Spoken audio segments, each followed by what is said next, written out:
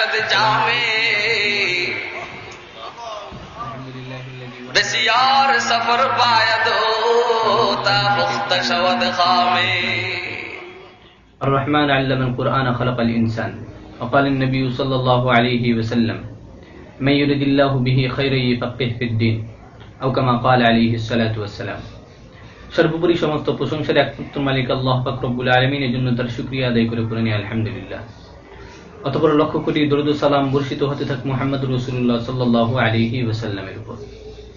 আলহামদুলিল্লাহ, আমরা আজকে সমবেত হয়েছি রাহবার মিডিয়া কর্তৃক আয়োজিত কোরআন তাফসীর অনুষ্ঠানে। আর আজকের তাফসীরের বিষয় হলো সূরা রহমানের তাফসীর অবলম্বনে প্রকৃত শিক্ষা কি, এই বিষয়ের উপর আলোচনা। সূরা রহমানটা আল্লাহ পাক রব্বুল আলামিন কেন নাজিল করলেন, আমাদেরকে সর্বপ্রথম এই বিষয়টা বুঝে নিতে হবে। আর এটাকে কোরআন তাফসীরের পরিভাষায় বলা হয় সূরা রহমানের শানে নুজুল কি।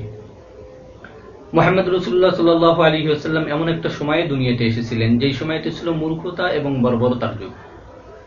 আল্লাহ পাক রব্বুল আলামিন মুহাম্মদ রাসূলুল্লাহ সাল্লাল্লাহু আলাইহি ওয়াসাল্লামকে যখন নবুয়ত দিলেন, নবুয়তি মিশন যখন মুহাম্মদ রাসূলুল্লাহ সাল্লাল্লাহু আলাইহি ওয়াসাল্লাম চালাইতেছিলেন, তখন কিছু সংখ্যক মানুষদেরকে নবী আলাইহিস সালাম দাওয়াত দেওয়ার পরে তারা দাওয়াতকে গ্রহণ করেছিল এবং কিছু সংখ্যক মানুষ দাওয়াতের পথে বাধা হয়ে দাঁড়িয়েছিল এবং কিছু সংখ্যক মানুষ বাধা দিত না, দাওয়াত গ্রহণও করত না।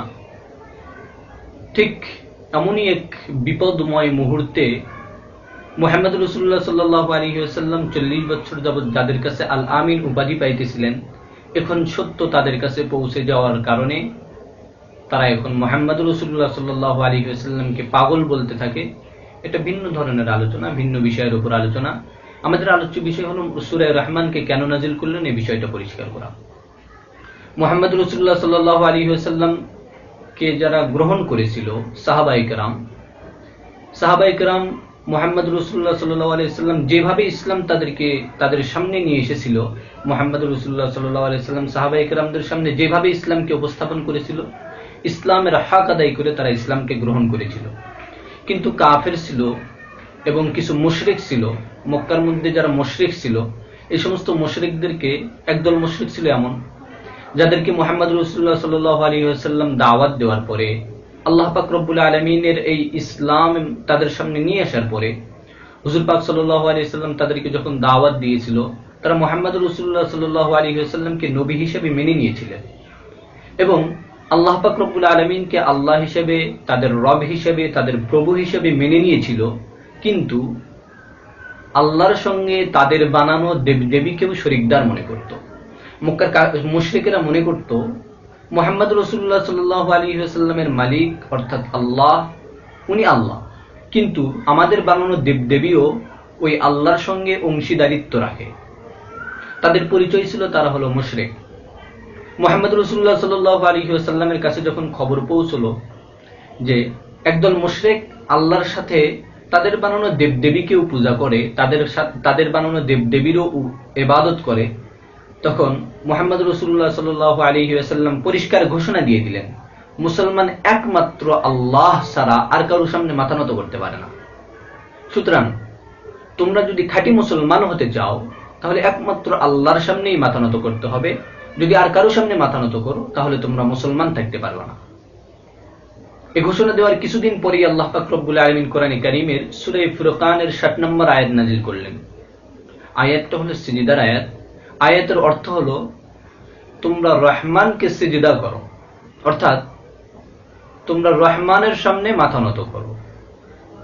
এই আয়াতের দাওয়াত দেওয়ার পরেই এই আয়াতটা যখন ওই সমস্ত মুশরিকদের কাছে পৌঁছতে থাকলো, তখন ওই সমস্ত মুশরিকেরা প্রশ্ন উত্থাপন করতে লাগলো। মুহাম্মদ একবার বলল আল্লাহ ছাড়া আর কারোর সামনে মাথা নত করা যাবে না, এখন আবার বলতেছে আল্লাহর সামনেও মাথা নত করতে হবে। আজব বিষয়। তারা বলতে থাকলো যদি আল্লাহ ছাড়া রহমানের সামনে মাথা নত করলে আমাদের ঈমান থাকে, তাহলে আমাদের বানানো দেবদেবীর সামনে আল্লাহর পরে যদি আমরা মাথা নত করি তাহলে আমাদের ঈমান থাকবে না কেন? তাদের এই প্রশ্নের মূল কারণ ছিল তারা জানতো না যে আল্লাহরই আরেক নাম রহমান। এ কারণে তারা এই প্রশ্ন উত্থাপন করেছিল। মুহাম্মদ রাসূলুল্লাহ সাল্লাল্লাহু আলাইহি ওয়াসাল্লাম হাদিস বর্ণনা করেছেন। হাদিসটা হযরত আবু হুরায়রা রাদিয়াল্লাহু তাআলা আনহু থেকে বর্ণিত।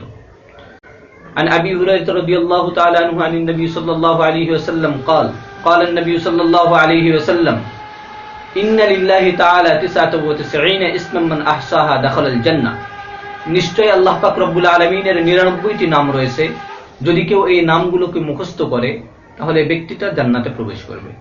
আর এই 99টি নামের মধ্যে রহমানও একটি নাম। ওই সমস্ত মুশরিকেরা জানতো না যে আল্লাহরই আরেক নাম রহমান, এই জন্য তারা প্রশ্ন করেছিল যে রহমানের সামনে মাথা নত করলে আমাদের ঈমান থাকবে না কেন? এজন্য আল্লাহ পাক রব্বুল আলামিন ওই সমস্ত মুশরিকদের জবাব দেওয়ার জন্য সূরা নাজিল করলেন, সূরার নামকরণ করলেন আল্লাহ পাক রব্বুল আলামিন রহমান। তাহলে আমরা দুইটা প্রশ্নের উত্তর পাইলাম, সূরা রহমানের শানে নুজুল কি এবং সূরা রহমানকে রহমান নামে নামকরণের কারণ কি, আর এটাকে কোরআন তাফসীরের পরিভাষায় বলা হয় ওয়াজহে তাসমিয়া কি। আল্লাহ পাক রব্বুল আলামিন সূরা রহমানের শুরু থেকে নিয়ে শেষ পর্যন্ত শুধু রহমানের পরিচয় দিয়েছেন, এজন্য সূরার নামকরণ করেছেন রহমান করে। তো আল্লাহ পাক রব্বুল আলামিন কিভাবে এত সুন্দর অনুপম ভঙ্গিতে আল্লাহ পাক রব্বুল আলামিন সূরা রহমানের মধ্যে ওনার পরিচয়টাকে ফুটিয়ে তুলেছেন। যদি আমরা কোনো না কোনো ভাষার ব্যাকরণ সম্পর্কে ভালোভাবে জ্ঞাত হই, তাহলে এটাকে খুব ভালোভাবে আমরা বুঝতে পারবো যে আল্লাহ পাক রব্বুল আলামিন কি পরিমাণ অনুপম ভঙ্গিতে ওনার পরিচয়টা সূরা রহমানের মধ্যে দান করেছেন। কোন একটা ভাষার ব্যাকরণ অনুযায়ী, মানে যতগুলো ভাষা আছে দেশে, পৃথিবীতে যতগুলো ভাষার আবিষ্কার হয়েছে, সমস্ত ভাষার ব্যাকরণ অনুযায়ী কোনো একটা কথা ততক্ষণ পর্যন্ত পরিপূর্ণ হয় না যতক্ষণ পর্যন্ত কথা তার দুইটা অংশ না থাকে। যার প্রথম অংশটাকে ইংরেজি ভাষার ব্যাকরণ অনুযায়ী কোনো একটা কথা ততক্ষণ পর্যন্ত কমপ্লিট হয় না যতক্ষণ পর্যন্ত কথা তার দুইটা অংশ না থাকে। যার প্রথম অংশটাকে ইংরেজির ব্যাকরণ অনুযায়ী বলা হয় সাবজেক্ট, দ্বিতীয় অংশটাকে বলা হয় প্রেডিকেট। তো আল্লাহ পাক রব্বুল আলামিন সূরা রহমানের প্রথম আয়াতটা একদম অপরিপূর্ণ একটা কথার দ্বারা আয়াতটা পরিপূর্ণ করে দিয়েছেন। এজন্য প্রশ্ন জাগে, যেমন ধরুন আল্লাহ পাক রব্বুল আলামিন কোরআনে কারীমের মধ্যে বলেন আর রহমান, দয়ালু আল্লাহ। আর রহমান যার অর্থ দয়ালু আল্লাহ। কথা অপরিপূর্ণ কিন্তু আয়াত পরিপূর্ণ। আর রহমান বলার পরে দয়ালু আল্লাহ কথা বলার পরে প্রশ্ন জাগে কি হয়েছে, দয়ালু আল্লাহ কি? কথাটা অপরিপূর্ণ। তো তাহলে এরকম একটা পরিপূর্ণ কথা দ্বারা পরিপূর্ণ একটা আয়াত আল্লাহ পাক রব্বুল আলামিন কিভাবে সাব্যস্ত করলেন?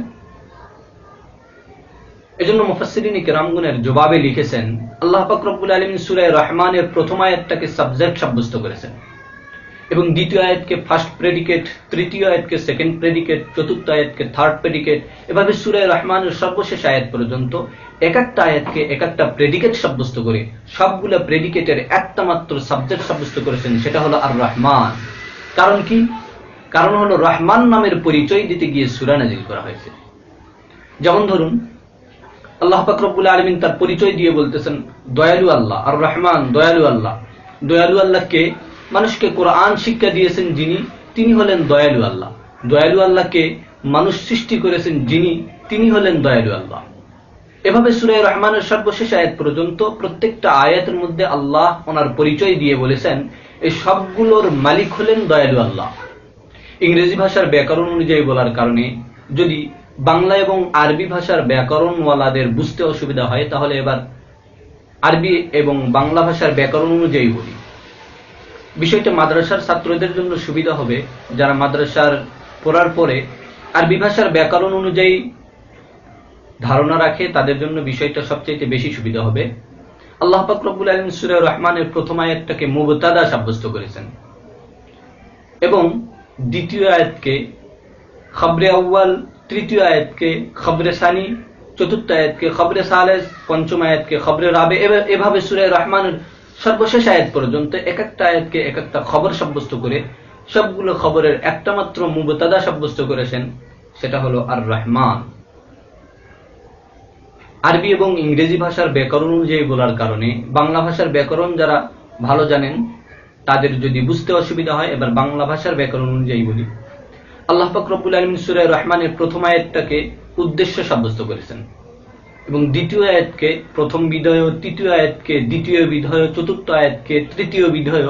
এভাবে সূরা রহমানের সর্বশেষ আয়াত পর্যন্ত এক একটা আয়াতকে এক একটা বিধেয় সাব্যস্ত করে সবগুলো বিধেয়ের একটা মাত্র উদ্দেশ্য সাব্যস্ত করেছেন, সেটা হলো আর রহমান। কারণ কি? কারণ হলো রহমান নামের পরিচয় দিতে গিয়ে আল্লাহ পাক রব্বুল আলামিন সূরা নাজিল করেছেন।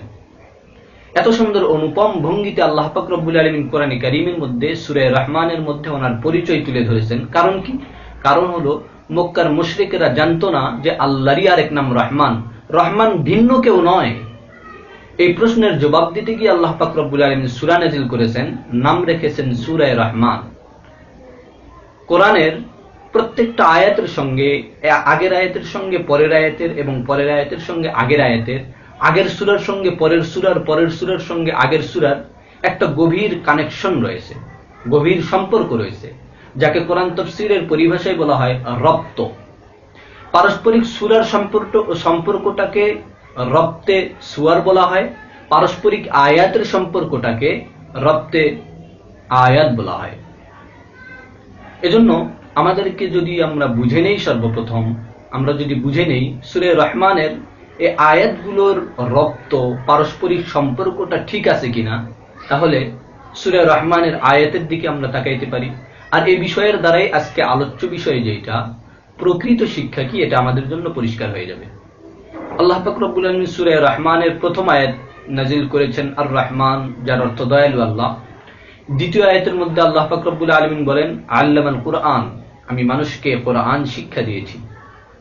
তৃতীয় আয়াতের মধ্যে বলেন খালাকাল ইনসান, আমি মানুষ সৃষ্টি করেছি।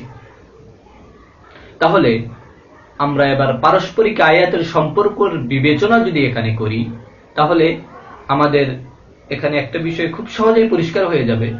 কোনো একটা বিষয় যখন অস্তিত্বেই না আসলো, তাহলে এই বিষয়টাকে অস্তিত্বেই নিয়ে আসা হলো না, এটাকে কাজে কিভাবে লাগানো যায়। যেমন আল্লাহ পাক রব্বুল আলামিন বলছেন আমি কোরআন শিক্ষা দিয়েছি, মানুষ সৃষ্টি করেছি। এখানে সিরিয়ালটা উলটপালট হয়েছে। মানুষ যদি সৃষ্টি আগে না করে থাকেন, তাহলে কোরআন শিক্ষা দিবেন কিভাবে?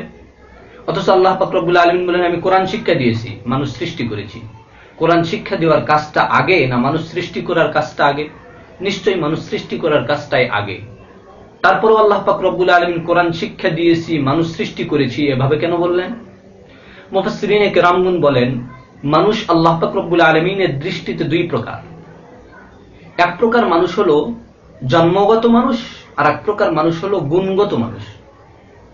জন্মগত মানুষ হওয়ার জন্য কোনো লেখাপড়ার দরকার হয় না। যেদিন থেকে কোনো একজন মানুষ মানুষের ঘরে জন্মগ্রহণ করে, সেদিন থেকেই সে মানুষ। যদি কোনো মানুষ মানুষের ঘরে জন্মগ্রহণ করে, সেই মানুষটা জন্মগত মানুষ। এবার গুণগত মানুষ কি? গুণগত মানুষ হলো সে যে মানুষটা মানুষের গুণ নিজের ভিতরে নিয়ে আসে, সে মানুষটা হলো গুণগত মানুষ।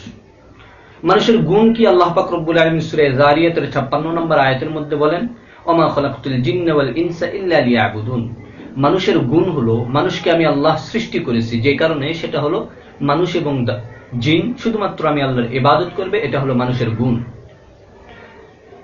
আর কোন একজন মানুষ আল্লাহ পাক রব্বুল আলামিনের ইবাদত করবে কখন? আল্লাহ পাক রব্বুল আলামিন বলেন কোরআন শিক্ষা যদি কোনো মানুষের মধ্যে ঢুকে, তাহলে এই মানুষটা আল্লাহ পাক রব্বুল আলামিনের ইবাদত করার জন্য উৎসাহিত হয়। আর এই সমস্ত মানুষদেরকেই আমি আল্লাহ, কোরআন শিক্ষায় শিক্ষিত মানুষদেরকেই আমি আল্লাহ মানুষ বলতে চাই। তাহলে পরিষ্কার হয়ে গেল আল্লাহ পাক রব্বুল আলামিন এখানে উলটপালট এজন্য করেছেন। জন্মগত মানুষ বলতে এখানে আল্লাহ পাক রব্বুল আলামিন সূরা রহমানের 3 নম্বর আয়াতের মধ্যে বলছেন আমি মানুষ সৃষ্টি করেছি, এটার দ্বারা উদ্দেশ্য জন্মগত মানুষ নয়। এটার দ্বারা উদ্দেশ্য হলো ওই সমস্ত মানুষ যারা কোরআন শিক্ষায় শিক্ষিত হয়ে নিজেকে মানুষের গুণে গুণান্বিত করেছে, এই সমস্ত মানুষদেরকে বোঝানো হয়েছে এই আয়াতের দ্বারা। সুতরাং কোরআন শরীফের সূরা রহমানের এই 3 নম্বর আয়াতটা 2 নম্বর আয়াতের স্থানে এবং 2 নম্বর আয়াতটা 3 নম্বর আয়াতের স্থানে যাওয়ার কোনো প্রশ্ন আসে না। রপ্তটা আল্লাহ পাক রব্বুল আলামিন ভুল করেন নাই, ঠিকই রেখেছেন। সুতরাং মানুষ তো তারাই যারা কোরআনের শিক্ষায় নিজেকে শিক্ষিত করে। তাহলে পরিষ্কার হয়ে গেল প্রকৃত শিক্ষা একমাত্র কোরআন। কোরআন শিক্ষার ছোঁয়া যাদের অন্তরে লাগে নাই, তারা আসলে মানুষ হতে পারে না। এজন্য আল্লাহ পাক রব্বুল আলামিন প্রকৃত শিক্ষার কথা বুঝাইতে গিয়েই আল্লাহ পাক রব্বুল আলামিন বলেন আর রহমান, দয়ালু আল্লাহ, আল্লামান কোরআন, কোরআন শিখাইয়া খালাকাল ইনসান, মানুষ সৃষ্টি করেছেন। অর্থাৎ কোরআন শিক্ষায় শিক্ষিত যারা, তারাই আল্লাহ পাক রব্বুল আলামিনের দৃষ্টিতে মানুষ। যারা কোরআন শিক্ষায় শিক্ষিত নিজেদেরকে করে নাই, তারা আল্লাহ পাক রব্বুল আলামিনের দৃষ্টিতে মানুষ হতে পারে না। এজন্য প্রকৃত শিক্ষা হলো কোরআনের শিক্ষা। আল্লাহ পাক রব্বুল আলামিন আমাদেরকে কোরআনের শিক্ষায় শিক্ষিত হয়ে আমাদেরকে প্রকৃত মানুষ এবং প্রকৃত শিক্ষা অর্জন করার তৌফিক দান করুক। ওয়া আখিরু দাওয়ানা আলহামদুলিল্লাহি রাব্বিল আলামিন। আসসালামু আলাইকুম ওয়া রাহমাতুল্লাহি।